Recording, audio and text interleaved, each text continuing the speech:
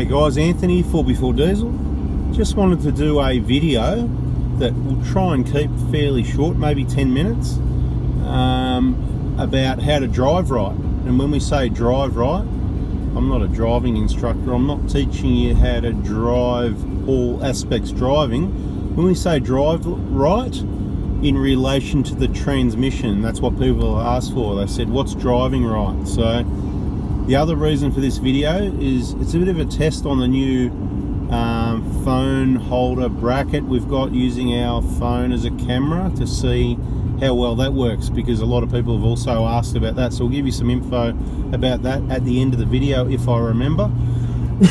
Now, how to drive right. Okay, perfect example coming up here. Coming into a school zone that says 60. Well, right now I'm doing about 50 because there's no cars in front or behind me. I can see a red light.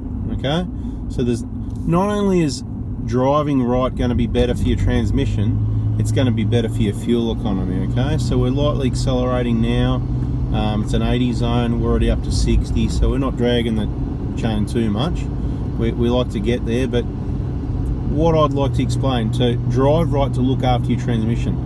I've explained it in other videos, so do yourself a favour and watch those, but I'll go over it again. What makes heat in your transmission generally is a slipping torque converter. Okay, so if you know what that is, awesome. There's a few people that don't, so we'll just touch on that. We're just doing about 80 k's now. I'm going to let it go into 5th gear because it's flat ground or slightly downhill, and we're going to set the cruise control on the speed limit. That's done. Okay, so while we're waiting for a example of driving right, I'll try and explain. The transmission, what creates heat in it? The only thing that creates heat in it, there's two things. One is we don't want it to run cold. So the heat initially is created by, as the engine warms up and it heats up the cooling system, and there's a heat transfer system to get it up to temperature and to keep it cool to running temperature, that goes into the radiator in most vehicles, not in all vehicles, in most, in the Prados we're talking about.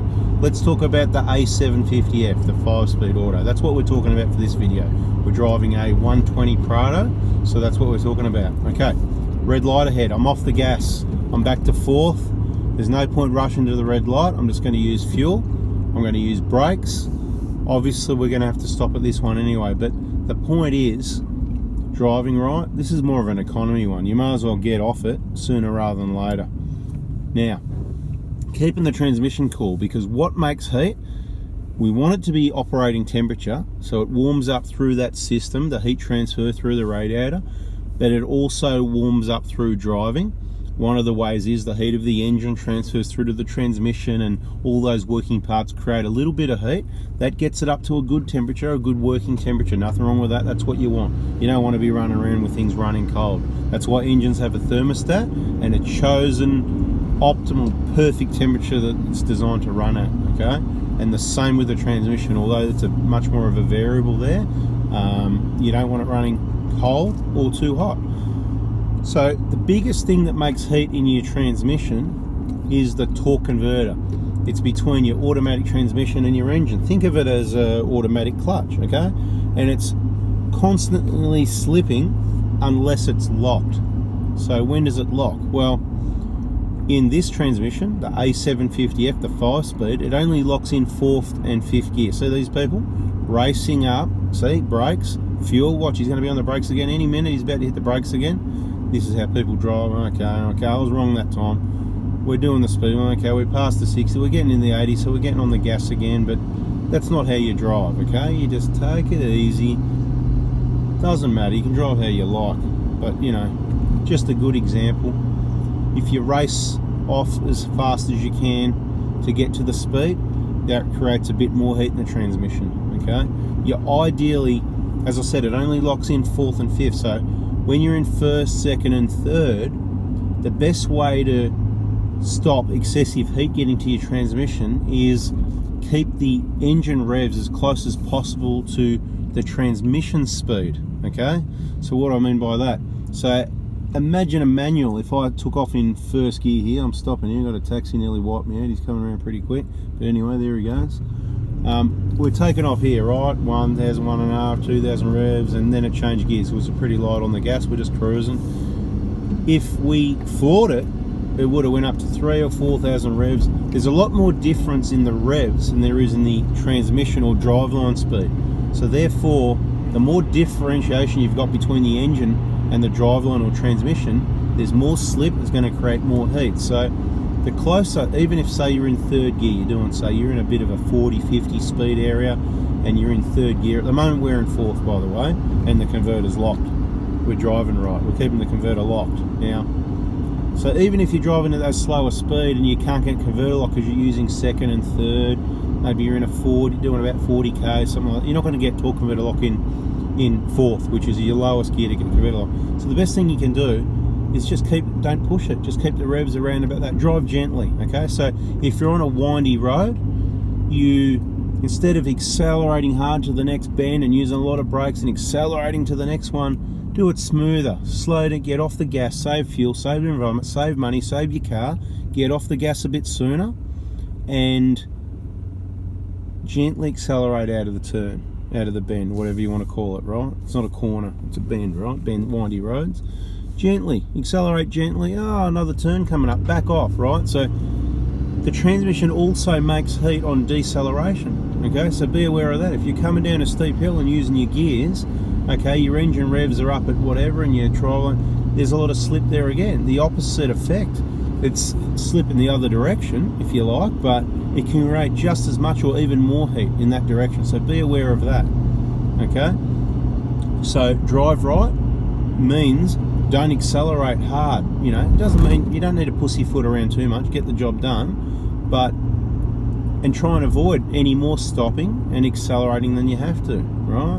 When you're driving in, okay, here, this is a good example. We're in a 60 kilometer area, okay, 60 k's an hour. We're not going to get close beyond the cars in front of us, no need, because we're just going to be on and off the gas.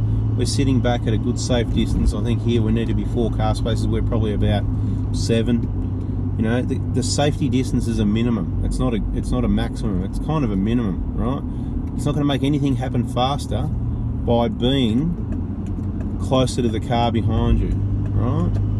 So there you go, see? Nicely done. Guy in the Commodore was in a hurry. He's been in a hurry the whole time, right? What happened? He's back there now. So he's using all this fuel and brakes, and he's back there somewhere. And he's stuck behind a truck kind of thing, right? Because you just got to, if you have a think about it, what lane, this will probably backfire on me. I'm going, see, there he is back there. Who cares anyway? I'm just saying, right? You've got to choose the right lane to be in at the right time. And racing around doesn't help you. So you get that point about the torque converter slipping. So that covers sort of first, second, third. It can't lock. Keep the revs as close as possible. So you kind of got to avoid, if you're doing a lot of downhill descents, a lot of engine braking, you got to kind of avoid some of that. Brakes are cheaper than transmissions and transmission oil. Okay, just remember that. Brake pads are pretty cheap. Same, and that goes for your manual as well. I'll quickly touch. If you've got a manual, you know, gearing down to the, that's great, but clutches and gearboxes are a lot dearer than brake pads. Just keep that in mind. So drive right, but you don't necessarily want to gear down with every. Okay, so we're just accelerating off. You know, we get to 2,500 revs, 3. So the harder you accelerate, the more revs you've got. Okay, the more difference between the transmission and, you know, the engine. So it just creates more heat. So the best thing you can do to drive right is understand that. As I've already mentioned, I know I repeat myself a little bit, but you get that. It's just important information, and you need to hear it a couple of times maybe, or 3 times, and just listen carefully to get it, otherwise you won't get it. The torque converter will lock in 4th and 5th. It's quite easily to get lock in 4th. That's why I drive around the 60, 70, 80 zones with a shift lever in D4 or 4 up on your dashboard, right? Because what happens if you let it go to 5th all the time, it's sort of the revs are a bit low and it's droning along, it's actually using a bit more fuel, and the torque converter is going to unlock a lot more often if you're in 5th because the revs are lower. So when the engine needs that bit more torque to keep the speed up that hill, it's going to unlock. The revs are just going to pick up a little bit, and that's your torque converter unlocking. We've explained this in other videos. I don't know how well it worked out. I haven't got this one set up. I had a bit of a contraption and it had the tacho in the picture, and we tried to explain it. It's a bit of a hard one. I need to get some other contraption to hold the camera to do that one again. But hopefully explaining it to you will explain it, you know. Hopefully you'll understand from the verbal explanation. Right, so 4th gear, cruising along at 60, 70, whatever, thereabouts. You come to a slight uphill. Because the engine's holding a little bit higher revs, it's going to maintain the speed easy a lot more, and a lot steeper hill and a lot more acceleration before that torque converter unlocks, therefore keeping your transmission cool. Okay, give an example. This engine's been running, I don't know, about 20 minutes, half an hour. Obviously I start the video when I'm not driving, and then obviously when I finish the video, I edit the start and the end off the video, right? So when I said, hey guys, Anthony, 4x4 diesel, I probably could have been driving for a couple of minutes, pulled from the side of the road, whatever, because you're not allowed to touch it, right? So be aware, you've got to be safe and you've got to stay within the rules. Now, so don't make any assumptions. Now, 5th gear, fifth, I don't really use it. I'll use it on flat ground. I'll use it on downhill. Even if it's 70 or 80, I'll slip it into 5th, you know. I don't mind manual, so I don't mind manipulating and controlling the automatic transmission a little bit and saying, yeah, okay, you can go into 5th. Slightest uphill in a 70, 80 zone, even 90, I'm pretty well going to keep it back in 4th. Soon as it's flat at about 100, 6 of one, half a dozen of the other, okay, whatever. You've got to judge it. You should get a feel for it. You can also look at the load on you. If you've got, I'm not saying to buy a scan gauge, if you're looking for something to read your software and transmission temps, coolant temps, as I've said to a number of people in posts on Facebook, sit tight. We've got someone with a product, we're just waiting to see and test that equipment, and you should have something that seems like it's going to be really awesome at a really awesome value for money price. So I'm looking forward to seeing those units. But my point is, if you're looking at the load, you can use your engine load a bit. It tells you a couple things. It tells you a bit about your fuel economy. I mean, when you're driving, we're not talking about injectors, we're talking about fuel economy. If you keep your load under about, you know, 50, under 40 is even better. This is the whole point. So whatever gear your load's lower, generally should have better economy, right? So if you're doing 110 and you put it back in 4th, and your load's going to go lower. But look, you got to do your own.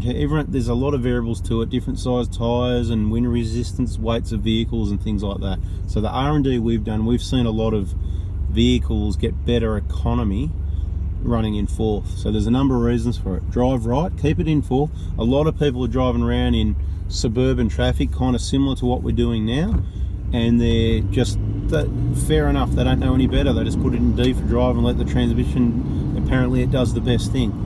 Well, it doesn't, unfortunately. It does a pretty good job, and you can do that, but if you want to keep your transmission, so we've already got converter lock in 4th now. I'm only at 50, right? We're not in a hurry, 55, 60, whatever, right? So it's quite good to be able to get that converter lock sort of thing. Now, if you accelerate now, it's just going to, the speed of the vehicle is going to speed up, not the torque converter, right? So depending how hard you push the accelerator. Now, if you go, I'm going to put in drive now. All these people are speeding, by the way, but anyway, the revs are down low, and every time I'm accelerating up this hill, the revs are going. Oh, it's even got converter lock in 5th. Make a lie of me, look at that, converter lock in 5th. That's awesome, and it held it up that hill.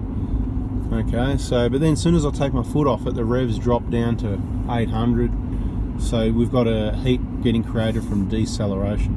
What I was going to say before, this engine's been running approximately, I don't know, 20 minutes, half an hour. It's only on 68 degrees, which sometimes it'll run even longer before it gets to that temp, so it's warmed up quite well.